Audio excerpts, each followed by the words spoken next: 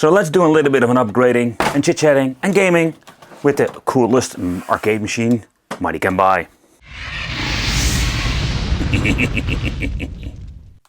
And yeah, it sounds like a bold statement, but it isn't. This is maybe one of the best machines I've ever purchased in the collection, but we can even make it better today. I purchased this machine and it did have some software issues, and that's what we're going to be fixing today.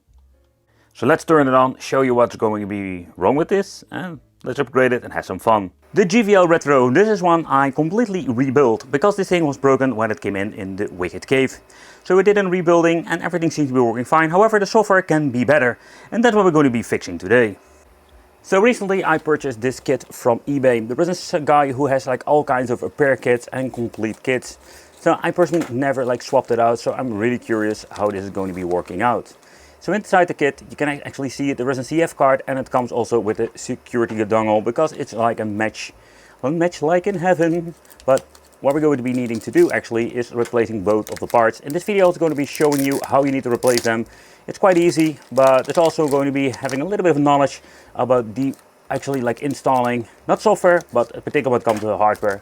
So here we have it, the new Itouch 11 US version. So let's put it in, let's disassemble the JVL, and then we'll show you how you need to replace them. So first off, let's power down the machine. I've been actually doing this because it has been in my storage for some time because of the software I wanted to upgrade. So let's shut it down and let's remove the backplate. There were still some parts in the inside, with the simple reason I didn't do a complete assembly. So over here having the coin mechanism, what I'm going to be placing in there is everything has been connected. In this case I cleaned everything up. The main board in here, something going to be need to remove, and then we're going to be swapping out the security key. So the thing that we're going to be doing is removing the VGA cable for the display itself, and also we're going to be removing the cable over here. It's very difficult to see for when it comes to the touchscreen. Next thing we're going to be doing is removing normally the screw, has already have been loosened up, and this is the reason because I already did an disassembly and cleaning up of the main board itself. Before we're going to be doing any disassembly, the next thing I need to do is actually removing a nut over there, and this particular one over here and all the other ones, because we need to, like say, loosen up the screen itself. And over here we're finding the mechanism that we need to push, and actually next up we're going to be pushing the monitor itself, and you can just do that fairly easy over there. So this combination, we can open up the screen. We also need to be very careful. Sometimes they didn't have the safety cord in the machine enabled or assembled, and it's going to be like dropping out of it, and it can be doing a lot of damage. So we're just going to be lifting it like that, and there we go. So yeah, the reason why is because we're going to be disassembling every freaking thing. So we're going to be disassembling all of these cables, and you need to remember so which one you're going to be choosing, particularly when it comes to this. So the top one is going to be for the joystick, and the bottom one is going to be for the security key, and over here we're having the last one for the speakers. And now we can actually lift it out over there, or at least part of it. And what do I mean with partially disassembled? Because you cannot fully disassemble it now, because there's still some wiring connected over here and over there. So we're going to be removing that. Oh, these things are like absolutely horrible. Be very careful if you're not going to cut it open in your hands. All right, there we go. Let's remove that part over here, this big pin connector. Okay, this one has been marked over here, but this is where you need to put the cable for the power and everything else and communication. And that's it. Oh. And next up we need to remove the freaking fan. See, I'm always forgetting something. So next up, what we need to do is absolutely a freaking nightmare. We're going to be removing all of the screws of the main board because we need to do a complete disassemble, and with the simple reason because it is going to be at the other side. I wish they went for the storage on this side, but that is not the case at all. So there are 4 like parkers over there that we're going to be needing to remove, and then we can very carefully lift out the main board, and we can just actually get into the part of the storage, or the CF card in that case. So far I see that I didn't be opening it up in the past. Be very careful. This box is full of, let's say, screws. And that's it. And let's lift it up. You can see there was already a little bit of a movement. There's one screw that didn't want to come out. Sometimes a little bit of a magnetism on my screwdriver can be a very handy thing. And this is actually the easy part, because now we need to be very gently and lift it up. So be very careful with those ribbon cables. There was in the past that I had one of these machines had problems with the joystick and the LED, simply because we had some connectors were not assembled correctly because they pulled it out a little bit too hard. Okay, so next what we're going to be doing is lift it up very carefully. You can see over here at the bottom part we're finding the CF card, so we're going to be sliding it out. Just wiggle it a little bit to the left and the right, that's it. And then we're going to be getting myself the new SD card, where I can't reach in because he melted it of some kind. Okay. Yes, handiwork. Handiwork, everything goes like it should be. So it's fun to record and just assemble stuff. So what we're going to be doing, sliding it in. There's like a guidance that you need to look out for. So everything has been assembled like it should be. Just slide it in, push it out, push it in if you have doubt if everything is connected. But that's it. Has been connected, and now we can just basically put it back in. And this is the hard part, because we need to lift the main board. You need to be very, very careful with this ribbon cable situation. And we're going to be lifting it up and putting it in the position again. And that's it. So now we can do an assembly of the 4 screws, and we can change out the security key, and hoping for the best that everything works from the start. So this main board seems to be with a 256 megabyte of a RAM module. So this is going to be some really retro stuff. However, if you have problems, I understand you can also upgrade them to 512 megabytes if you want to. But I don't know which, let's say, version you have over here, because sometimes you can have a 128 megabyte, and it would be better maybe to upgrade to have overall better performance. Or that is why I actually understand the situation. Okay, so the main board has been placed in the right conditions. So let's put this thing back together. And I'm just going to be pushing the monitor in, and I'm going to be replacing the security key now. Okay, both of the connectors have been assembled, everything has been put in place. I didn't put the screw in, you never know if you're going to be needing to disassemble it again. And then over here I have the security chip. My battery over here is still working, so that's great, but I need to replace that in the near future. I'm going to be replacing it, sliding it out. And what you also need to double check if this thing has enough tension that it will touch the dongle itself, because I did notice that can also give problems. You can do that in different kind of ways. You can use your fingers like I do over here, and you can just push and pull when it comes to that. But I'm just going to be honest, it's like a freaking nightmare. Another thing you can do is just get a screwdriver, be very careful, push it with the screwdriver, and you can just fairly easy get it out like that. And there is no weird thing going on with this particular one. So let's slide it in. Let's make sure that it's making any contact. So the tension is great, not too much. Okay, so we're now ready to go for powering on the machine. Moment of truth. Let's turn it on. Let's turn on the vacuum cleaner. Let's lower some lights over here. Let's see if we do have a screen going on. Yep, it boots up. Over here it asks me to skip something, but not going to do anything. Okay, so it's actually doing some BIOS updates, something personally I've never seen before. So let's check out what is going on over there. And that's it. Now it reboots again. Let's see what happens now. Now we're giving you the Shift F10. I have no keyboard connected, so I'm not going to be doing anything. I'm just going to be booting it up for the first time. Now it shows the JVL part over there. So what is possible that maybe it's going to be rebooting, but it's more like a machine issue. That's one of the things I still need to figure out with this machine at this point.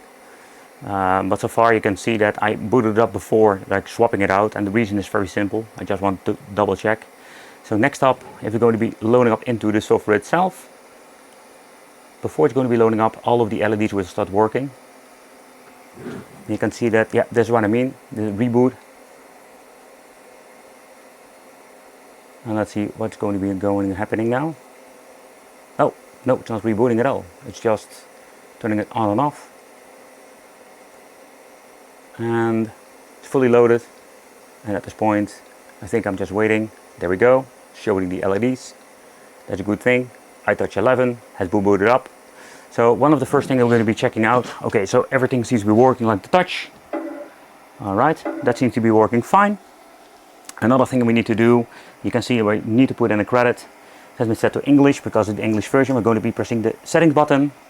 And if everything should be, we're getting into the setup. If it doesn't work, you have a security problem with your dongle. General settings, and everything seems to be working fine. So what we're going to be doing, let's see, to the credits. Let's do that. Put it on free play. Yes, I don't have like coin mechanism in the inside at the moment. Next up, and let's see if we can actually boot up a game. There we go. Let's see what kind of languages we do have. We only have English and Espanol. So the rest of the versions are having more, like multiple languages, even like Dutch and all kinds of cool stuff. But next up, let's start the fishing game with the bear, and that's it.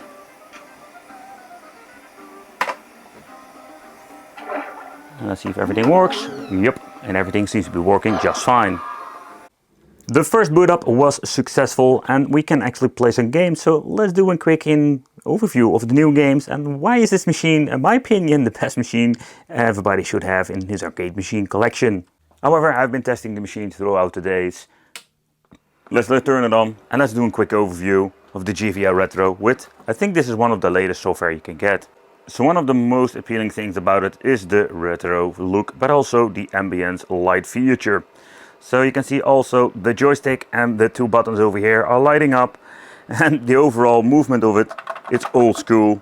Normally I'm using just the tip of the button or the point over here because it's most effective. However, if you're going to be looking into the joystick, they're just using a generic joystick underneath, and you have a lot of different games you can actually play this way. So today we're going to be looking at the Itouch 11. So what is kind of interesting with this kind of software is that we seem to be having different new games, but they also removed older ones. So let's take a close look at the main menu itself. We're having over here classic games, new games. So with the classic games we have all kinds of familiar ones from the previous machines, and so far I can see there's nothing changed out. We have a monster truck. And we're having over here, there's a kind of a cool game, fast food. You know, all of these mini games you can actually play on your phone or somewhere like similar. So color drops, wild dice. You know, some of them are familiar games, only with a different kind of a name. So most of them are basically calculating stuff, or you need to just touch stuff, you name it. It works very convenient and very fast, as you can see, thanks to the CF card that's in the inside. Done drinking, a lot of familiar ones. Classic solitaire, I just love playing solitaire. You know, the Bonbon Factory, this is even the difficult version. And I can tell you it's very difficult. Or Gone Fishing, a very familiar one. People love to play this. You're just going to be slapping a fish and the bear's holding a baseball bat. New games, in here we're finding the new games. Kicks 11S, this is one of those newer ones I personally never seen. What is the difference? Kind of weird that it is in here because this is a classic game. So the listing, I was also thinking those Chinese cheap machines are having the same problem, or maybe they did an update, makes no sense. Shoot the monkey, it's kind of wicked. So it's kind of interesting, but we're going to be playing a couple of them. Street Racing, this is a very fun one. Reminds me of the Need for Speed Underground games. Yeah, count 4 fingers. It's because, you know, somewhere we have like some really wicked games now on here. And with all games we can actually have the option to have a triathlon, card games, and there are around 100 different games on here, but there are a lot of fun ones. Treasure Hunt, of course we're having the Hall of Fame with people going to be playing, strategy, and we're having action. Here we're having the familiar games. It does show over here these are new. Bumper Wars, and I think they added this particular game maybe in the 10 or 9 software version. But when scrolling through all of this, I did notice is that when it comes to the games, yeah, a little bit of a problem is that I did miss out a couple of them that I also love to play. One of the best games, but they're missing out. But let's do a quick overview with a couple of games. So let's start off with Kick 11. That's it. You can play it with 2 players. We're just going to do it today with 1 player, of course. The only thing we'll be doing is counting to 11, combining the balls, try to play all of them from the playing field. And that's it. You need to be very quickly, simply because, yeah, that was not fast enough. Sometimes you can get yourself extra bonus points. See, it's very quickly going to be moving away. And it's going to be quite challenging throughout the game, and the balls are actually going to be moving away from the field itself, and then of course combining it, and that's actually how we do. There are a couple of those games on here, so we have like good balls and all kinds of different things, and different rules and different challenges. Underwater mess, and this is more of a search your kind of objects. Everything is in English, so for if you're having a different language, I understand that you can change the menu and not the game itself. So let's say we're having the coin, the bow, the mushroom, the ox and the pendant. So you need to like search through over here. I love the colors of it, if you're going to be changing out the lights.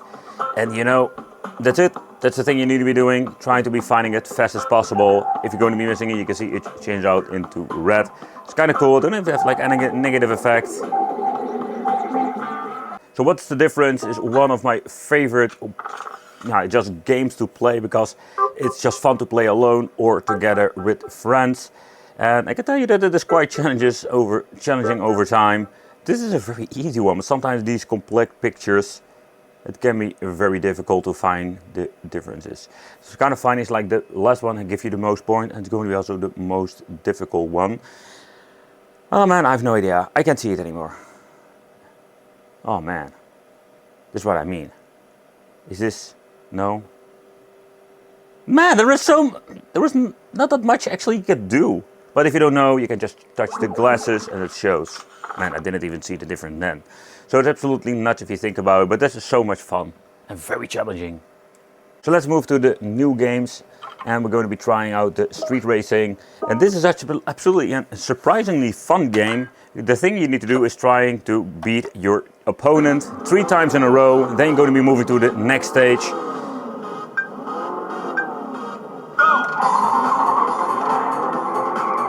And it's just a right moment of clicking. I think I'm not going to even beating him. And if you think you're not beating him, you can press stop. It will save you some time and some, let's say, gasoline. If you're going to be pressing too early, you're going to be having a false start, and you're going to be rebooting, and it will cost you some fuel. Let's see you get try it again.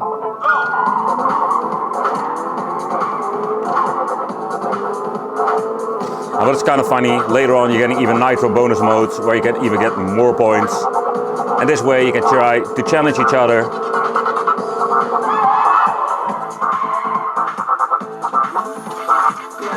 Monkey shoot is quite difficult because the character, or at least the objects, are moving. And you need to press when you're going to be seeing the target itself. And you need to be getting into the red part to get into the perfect shot and the target itself. But because he is moving and the character moving, you need to time it very carefully. And if you're going to be missing, you need to be earning the right amount of points. We do have like a certain amount of bullets that we can use in this round, and that's it. And I can tell you, this game is very difficult. And this is even stage number 1. I think the most wicked game of this machine is just going to be Count the Figures. This is a very cool game. And like it says, warning. This is actually one of the first time I've ever seen a warning on this machine. This is a fantasy computer game. This dude tried this in real life. Oh, but this is just a moment of timing. I've been playing it for some time now, but I'm still messing it up. Trying to talk and play is a quite difficult way. If you're going to be hitting the 2000 points, you're going to be advancing to the next stage within the certain amount of time. There we go. There we go with stage 2. Let's see if we can make a very nice streak.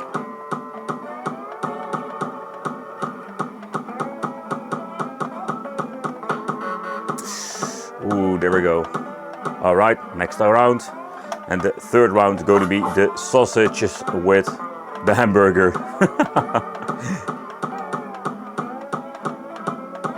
This time we need to have 5,000 points to make it more difficult.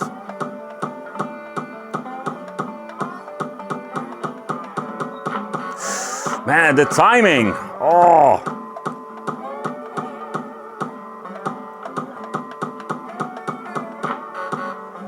Such a difficult situation here.